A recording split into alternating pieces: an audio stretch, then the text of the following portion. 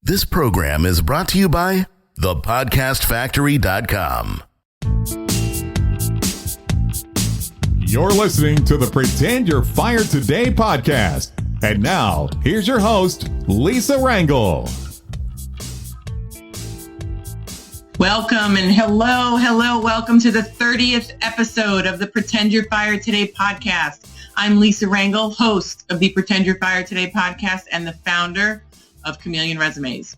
We are an executive resume writing, LinkedIn profile development, and job search consultancy firm that helps executives and high potential leaders land their next position faster. And on today's podcast, we're going to chat about how to nail the phone interview. So this way you can continue to move through the interview process. With companies trying to reduce the cost of hire or with HR being virtually located in some organizations, doing phone interviews throughout the interview process is becoming more and more commonplace. And occasionally, an entire hiring process is done over the phone, and there is no face-to-face meetings. So interviewing successfully over the phone is a skill set that needs to be mastered, just like anything else in your career that will help you to move forward. And today we're going to discuss strategies on how to do this successfully.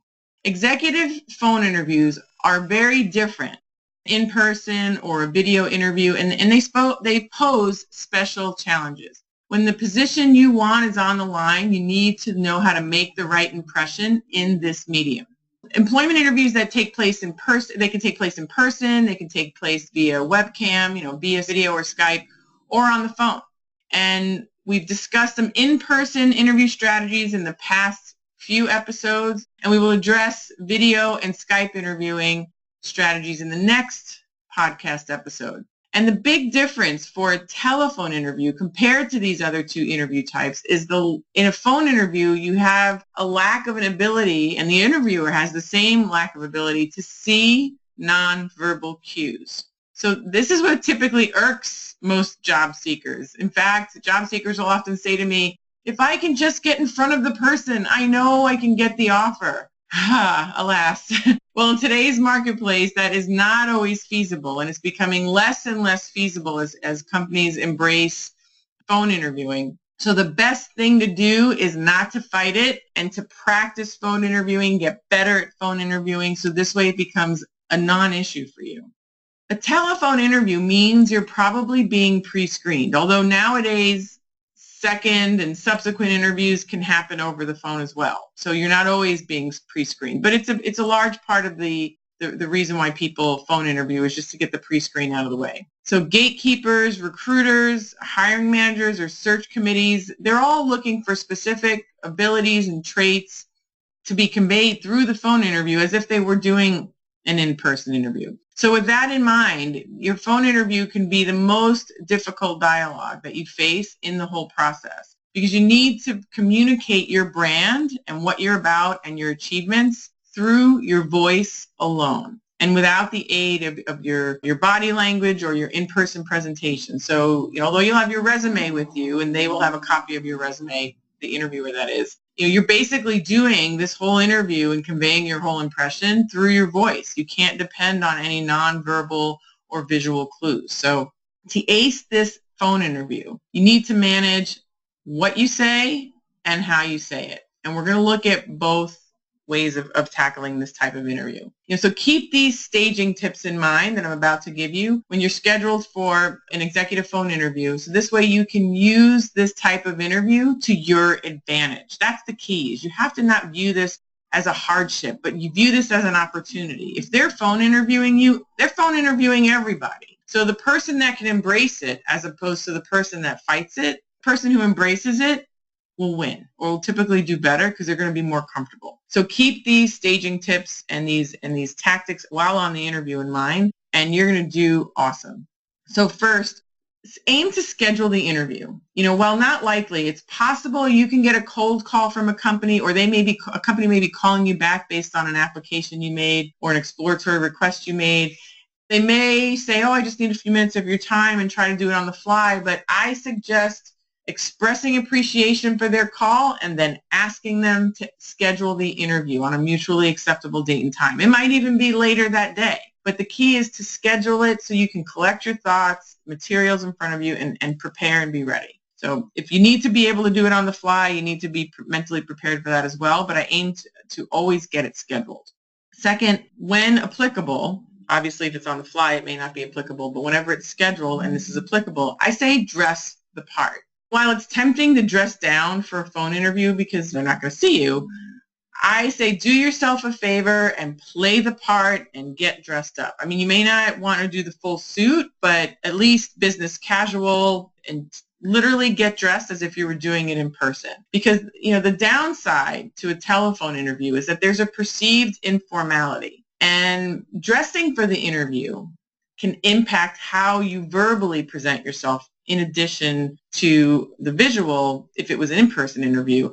But by dressing casually for an interview because you feel like you're not going to be seen, it may impact how you verbally present yourself as well. So dressing for the interview is important.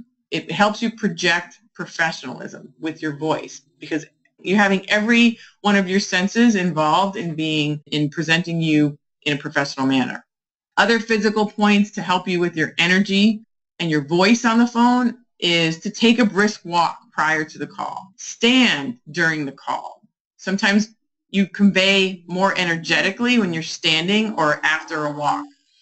Smile as you speak also, because even though they can't see your smile, I'm convinced, and studies have shown, that they can hear your smile. It just conveys more positive energy. That's the key. The physical act of smiling just lightens your mood, increases your confidence, you feel better, and you just answer more confidently. Next, make sure that you have a quiet space to conduct this phone interview. Whether it's an office or another location, ensure it's clear of interruption, noise, pets, children. Don't do other things while you're on the phone interview. Keep a glass of water close by. So this way, if you get parched, you're able to just take a quick sip. But have it be a quiet space that's free of noise and interruption. Next, consider your phone line that you're giving. Nowadays, most people are using mobile devices, but whenever possible, to avoid dropped calls or avoiding poor connections, either use a landline whenever possible, or just make sure your phone is completely charged. Consider using a headset as long as you know you're heard clearly and loudly through the call. So this way your hands are free. Your hands being free can really help you because you can take notes. You're not like having the phone crutched in your shoulder there. And if you're like me, you can talk with your hands, which helps with your energy. Even though people can't see you use your hands and see your energy, they're going to hear it through the phone because you're just more free. So that, that might be something to consider is the phone line you're using, and just make sure that it's going to always have a solid, clear connection. Next, be prepared for this interview like you would any other interview. As I mentioned earlier, sometimes a phone interview can give an impression of it being a little bit more relaxed. And I say, don't make that assumption. With a position or even an executive position on the line, don't skimp on your preparation. Take an in-depth exploration of the organization, the history of the job you want. Be sure that you understand the company's brand, its culture, its history, its challenges, its financial performance, the key sponsorships or client relationships. Research the individuals that you're interviewing with. So this way you know their backgrounds as well. Prepare and treat the phone interview like a regular interview because it is a regular interview. Research salary levels of the position you want in case the conversation, even in a preliminary interview, goes down the path of asking for salary requirements. So just always be ready as if you would for any other interview. Keep your notes close by. While lack of visual cues and body language is a downside to phone interviewing, the upside to phone interviewing is that you can keep notes and references in front of you. If you're sitting at a table in front of you or a desk, you can keep your resume, you can keep your notes in front of you, talking points, the job description in front of you. You can keep a summary of your achievements close by in addition to your resume. Make notes of questions they ask that you can allude to later, or if someone makes a point and it causes you to have a question, write down a brief question, so when they get to the do you have any questions period, you'll have your questions. You can actually write those down on a phone interview, where sometimes in person that can sometimes be awkward, even though sometimes taking notes is permissible. it sometimes can be awkward. In a phone interview, they can't see you. So as long as you're not losing the rhythm of the conversation, you can take notes, which is great. And you can keep your notes close by. Know yourself. Be practiced. Be comfortable discussing your achievements. Be comfortable discussing the value you bring for each of the items that are important in this particular job in making the hire. Don't expect your experience, especially if you're a very experienced person, don't expect that to just carry you into the next level of the interview. You need to still sell yourself, explain yourself, provide evidence on how you are the person that they should be moving through the process and how you have a competitive advantage. You still need to sell yourself in this type of interview. Next, at the outset of the interview, give the interviewer a full chance to speak. Especially with a phone conversation, they may not hear you if you talk over them, especially if it's a mobile line. So make sure the delivery of your interview is done in such a way that you're giving the interviewer a full chance to speak, respond at the appropriate times when you know that they have stopped speaking. Don't try to speak over them, and speak at a steady, even maybe a little bit of a slower pace. Vary the tone of your voice, express interest, curiosity, confidence. The tone of your voice can convey interest, can convey curiosity, can convey enthusiasm. However, try not to speak at too high of a level, a tone level or voice level, and don't speak too fast.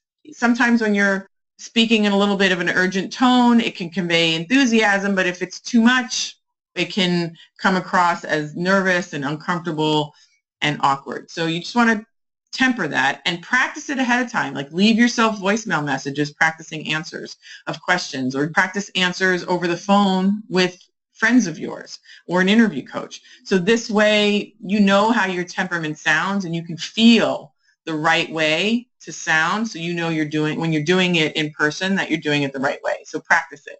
And if a difficult question comes your way, to buy yourself a little time and or make sure that you have the right understanding of what they're asking.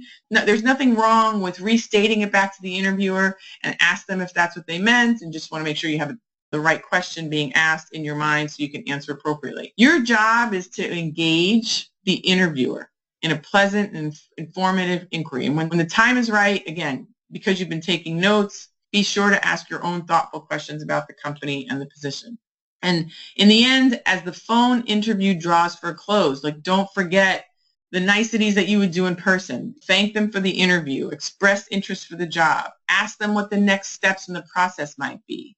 Asking next steps in the process can often be lost on a phone interview, just because the ending of a phone interview can often be shorter than departure from an in-person interview. So you don't have that down the hall walk on a phone interview. So don't forget to just ask what the next steps are and say thank you and reiterate your interest.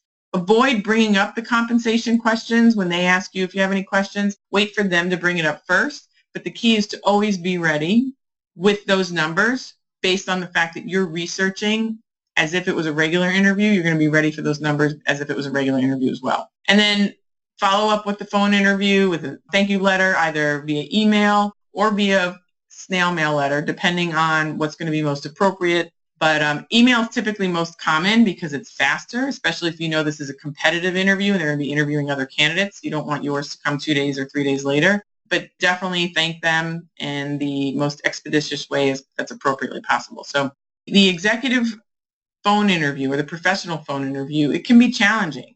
But the key is to realize if they're doing this with you, they're doing it with everyone. So the person who can master this skill set is going to shine best. So be prepared, be on point in order to position yourself to land the offer.